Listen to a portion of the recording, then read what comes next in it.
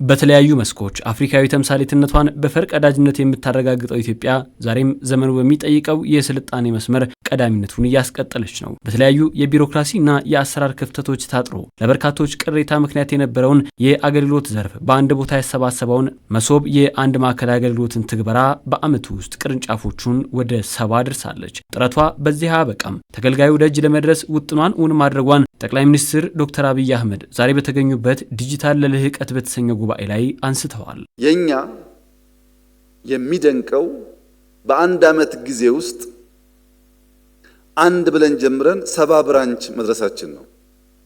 70 ብራንች በአፍሪካ ሳይሆን እንደ ልምድ መውሰጃ ብለን የንባቸው ሀገራት በ10 15 ዓመታት 70 አልደረሱም።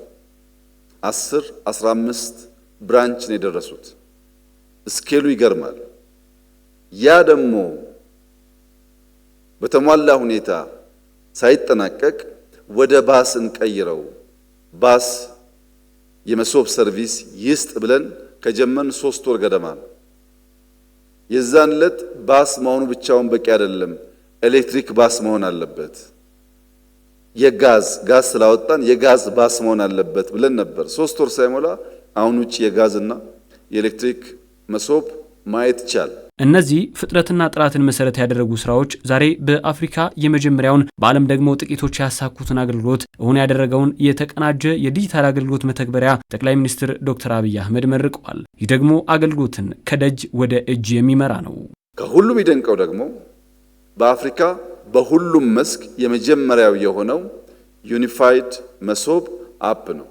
በስልክ አንድ ሴንተር ሄዶ መገልገል አስደናቂ መሆኑን ተደንቀን ሳንጨርስ ዜጎች ከስልካቸው ላይ አንዳንድ ጉዳይ ካላቸው ከቤታቸው መገልገል የሚያስችል መሶብን ከሴንተር ከባስ ወደ ሴልፎን ወደ ሞባይል ያስገባ ነው። ይህ በዓለም ደረጃ በጣም ጥቂት ሀገራት የደረሱበት ደረጃ ነው። ለተጠቀሙት መድኃኒት ትኩረት ላልሰጡት የጥፋት በር ሊሆን እንደሚችል የሚነገርለት የቴክኖሎጂ አጠቃቀም በኢትዮጵያ በኩል በረከቱን በመሳብ በሁሉም መስክ በትኩረት እየተሰራበት ነው። የተጠቃሚ ቁጥር መጨመር የፈጠራ አቅምን እስከ ማዳበር ደርሶ 5 ሚሊዮን ወጣቶችን ይህንን አቅም ማስታጠቅ ተችሏል። ቴክኖሎጂ በሁሉም መስክ ኢትዮጵያ ውስጥ እያመጣ ያለውን ነገር ለመገንዘብ እንዲያግዘን 55 ሚሊዮን ሞባይል ተጠቃሚዎች የቴሌብር ይጠቀማሉ። 5 ሚሊዮን ኮደርስ ኢትዮጵያ ውስጥ ሰልጥነው በቨርቹዋል ሰርቪስ፣ በቢፒኦ፣ በስታርታፕ ለመቀጠር የሚያስችል መሰረት ይዘዋል።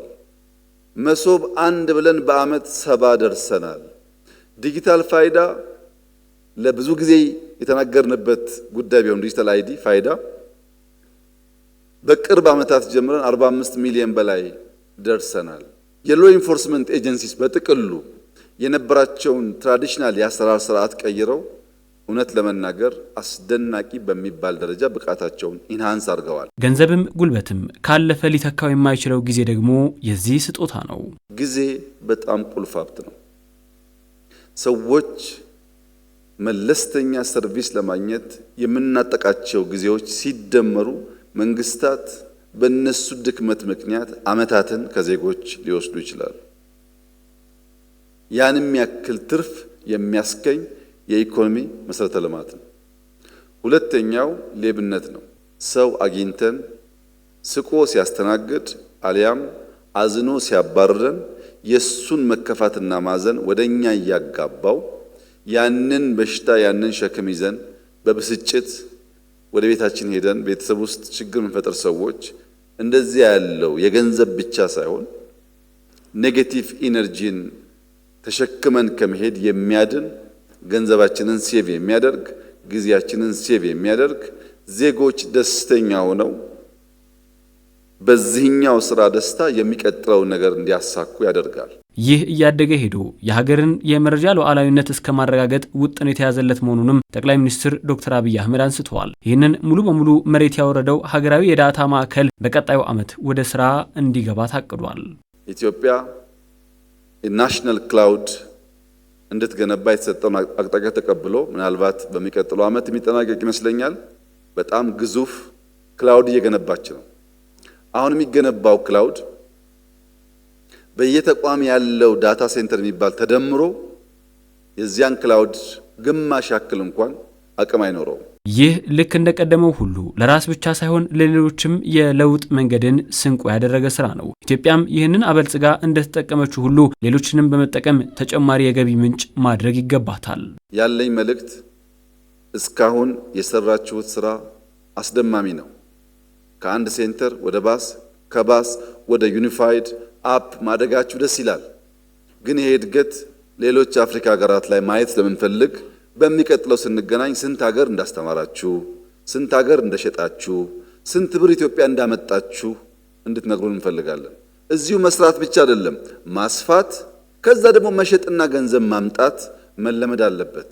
ይህን ጉዳይ መከላከያ አድርጎታል። ገዝቶ ተጠቀመ፣ ሰራሁ አለ። አሁን ሽጦ ብር እያመጣ ነው። መጀመሪያ እንፍጠር፣ ህዝባችንን አገልግል። ከዚያ ደግሞ እዛ ያልደረሱ ሰዎችና ሀገሮች ስላሉ ሽጠን ገንዘብ እናምጣ። በሸጥን ቁጥር በወጣን ቁጥር ብዙ ፊድባክ ስለሚመጣ ስራውን በየጊዜው እያደገ እየዘመነ ለመሄድ እድል ይሰጣል።